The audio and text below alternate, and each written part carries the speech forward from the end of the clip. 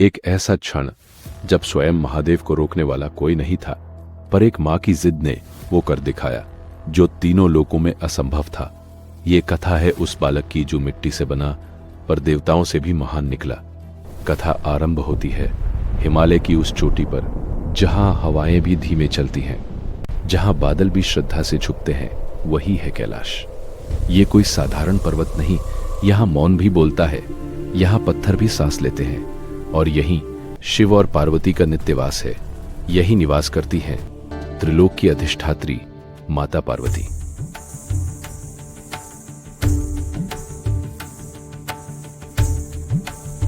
एक दिन माता पार्वती ने स्नान के लिए जाने से पहले अपने द्वार पर नंदी को खड़ा किया और स्पष्ट आदेश दिया, नंदी, जब तक मैं लौट कर न आऊं, किसी को भी भीतर आने की अनुमति मत देना। नंदी ने सिर झुकाकर कहा, माता, आपका आदेश मेरे लिए सर्वश्रेष्ठ है।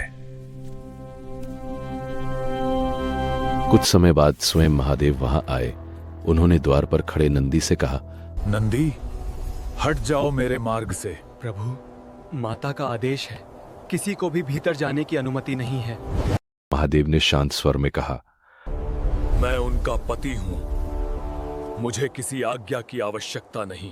नंदी झुक गए और रास्ते हट गए। माता पार्वती के मन में एक विचार था, एक पीड़ा थी। नंदी मेरे स्वामी का भक्त है, वह मेरी आज्ञा से पहले प्रभु की आज्ञा ही मानेगा। मुझे कोई ऐसा चाहिए जो केवल मेरा हो। तब माता ने हल्दी और उपटन से अपने हाथों से एक बालक की आकृति बनाई और उसमें प्राण फूंक दिए। वो बालक जीवित हो उठा। मां की आंखों में वात्सल्य उमड़ आया।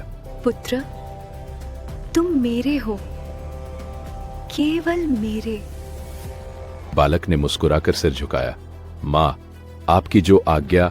माता पार्वती ने स्नान के लिए जाते हुए कहा, जब तक मैं लौटूं किसी को भी भीतर प्रवेश न करने देना। बालक द्वार पर खड़ा हो गया, दृढ़, निडर। तभी कैलाश की दिशा से एक आहट आई। भगवान शिव लौट रहे थे। जय शिव शंकरा, भोलेनाथ महादेवा। नंदी ने आगे बढ़कर समझाने की कोशिश की, बालक, यह स्वयं महादेव हैं, मार्ग दो। माँ की आज्ञा है, चाहे कोई भी हो, द्वार नहीं खुलेगा।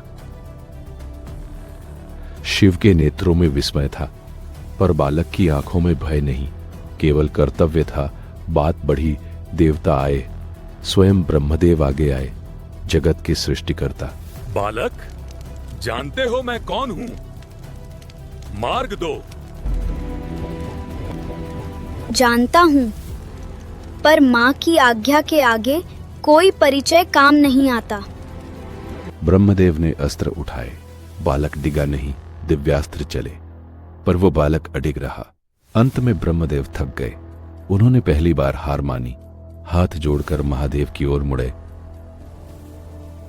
प्रभु, यह बालक मेरे वश का नहीं, आप ही कोई उपाय करें। फिर वह समय आया जब सब कुछ बदल गया।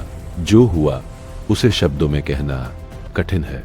सृष्टि रुक गई, पक्षी मौन हो गए, हवा थम गई, और तभी माता पार्वती की चीख कैलाश से टकराई। मेरे पुत्र को वापस लाओ! वह दौड़ती आई, आंखों में आग थी। मैं अभी अपना संयम तोड़ दूंगी अगर मेरे पुत्र को जीवित नहीं किया गया। तब महादेव मौन रहे। फिर उन्होंने आदेश दिया, जाओ, वन में जाओ और ऐसा प्राणी लेकर आओ जिसका मुख उत्तर दिशा में हो और जिसकी माता उससे पीठ फेर कर विश्राम कर रही हो। नंदी और गणप्रेत घने वन में गए। हर ओर मौन था, हर प्राणी जागरूक था। कोई पीठ नहीं दिखा रहा था, जैसे प्रकृति भी जानती हो कि आज क्या होने वाला है। तभी हिम से ढके एक एकांत कोने में एक विशाल हाथी देखा, शांत, स्थिर, उत्तर दिशा में मुख किए, और उसकी माता पीठ फेर कर निद्रा में थी। नंदी ने एक दूसरे की आंखों में देखा। बिना एक शब्द के दोनों समझ गए और उस हाथी का मस्तक काटकर महादेव के पास ले आए। महादेव ने विलंब किए बिना उसे बालक के शरीर से जोड़ दिया और उसी क्षण एक नई चेतना का जन्म हुआ। गणेश, पार्वती दौड़ी। उन्होंने उस बालक को अपने आंचल में समेट लिया। आंसू थे, पर इस बार दुख के नहीं, आनंद के। तुम आ गए मेरे लाल, तुम वापस आ गए। माँ, क्या आप मुझे अब भी अपना मानेंगी?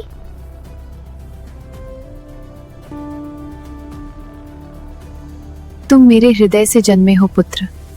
मात सेते कि तुम केवल मेरे नहीं, इस पूरी सृष्टि के हो।